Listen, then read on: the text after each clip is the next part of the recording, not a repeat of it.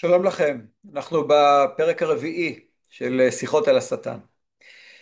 טוב, אז כפי שראינו, וזה די היגיון פשוט, שיש שני כוחות בעולם, שני כוחות מנוגדים, ואני לא חושב שיש מישהו שחולק על זה, שיש בעולם כוח בונה וכוח הורס, ואולי גם יש כוחות משנה שיוצרות פוליתאיזם של דתות רבות, של אמונות רבות ושל אלוהים רבים, כוח צמיחה וכוח מוות, כוח מלחמה, כוח שלום וכו' וכו'. וכולם תחת כותרת ראשית כפולה של שני הכוחות הללו, כן? של כוח הבנייה ושל כוח ההרס, באופן פשוט. חלק מהדתות, כמובן, חושבות, סבורות שמדובר בשני אלים.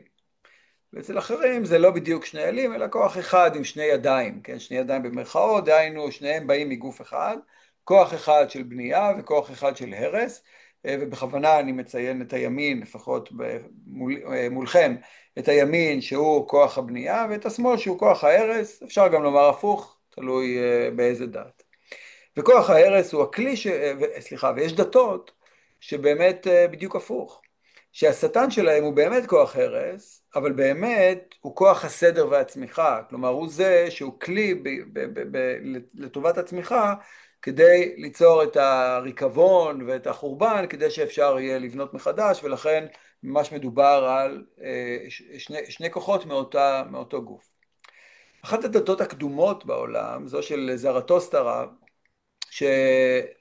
שמדובר על דת שבאלף הראשון לפני הספירה, שנוסדה כנראה בפרס ועברה גם להודו, ועד היום יש לא מעטים, יש כמה מאות אלפים שעדיין מאמינים בדת הזורואסטרית, ו... ושם יש מאבק נצחי בין כוחות האור לכוחות החושך. האל הטוב, שאולי כבר הזכרנו אותו, הוא אהורה מזדה, שזה אדון החוכמה, פירוש המילים אהורה מזדה זה אדון החוכמה, ומולו עומד השד הנורא שהוא ההרימן, שהוא כוח ההרס והחושך. הוא שד רע שמנסה לחבל באור, להחשיך, לסגור את האורות, להחשיך את השמש, להחשיך את האורות, ואדון החוכמה אמור מולו לדאוג לכך שתהיה תמיד אש, אש תמיד. עכשיו, בבבל של תקופת האמוראים שולטת הדת הזורואסטרית, ותחת השלטון הזורואסטרי יש עניין מסוכן בחנוכה, כי הרי אסור לכבות את האש. לאנשים שמאמינים, וזו הדת המרכזית שתחתיה היהודים נמצאים, אסור שאש תכבה. והייתה חובה שאם יש אש דולקת, אסור שהיא תכבה, אלא חייבים לפני שהיא דולקת להגיע למקדש המקומי או לאיזה לפיד בוער, כן, ולשפוך את שארית השמן ואת האש, כדי להעביר אותה למשהו שהוא אש תמיד, כי בבית אסור שאש תכבה, כי זה פוגע בדת, כן, בדת של אהורה מזדה.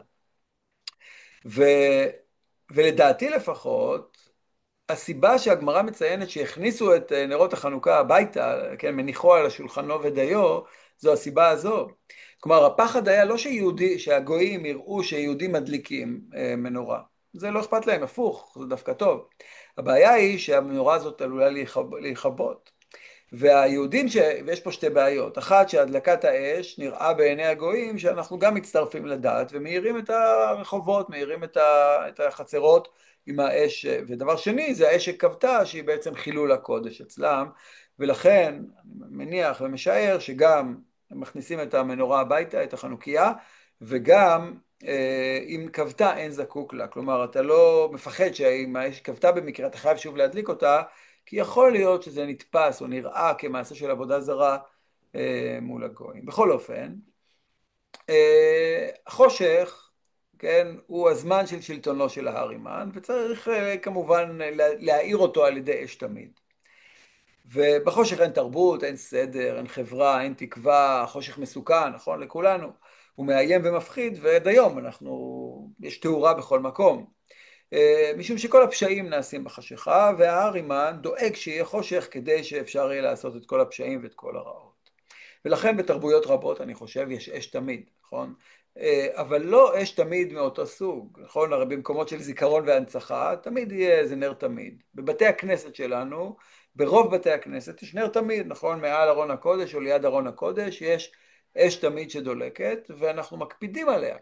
וכל זה מגיע, אצלנו לפחות, מהמזבח כמובן. מזבח העולה בירושלים של שני בתי המקדש, כמו שהתורה אומרת, אש תמיד תוקד על המזבח, לא תכבה. תמיד צריכה להיות אש תמיד על המזבח, אבל אני מניח שהאור הזה, או האש הזאת שדולקת במזבח, היא לא נועדה לגרש את החושך, היא נועדה לחזק את האש שבלבבות המאמינים ככל הנראה, ועד כאן לפרק שלנו היום.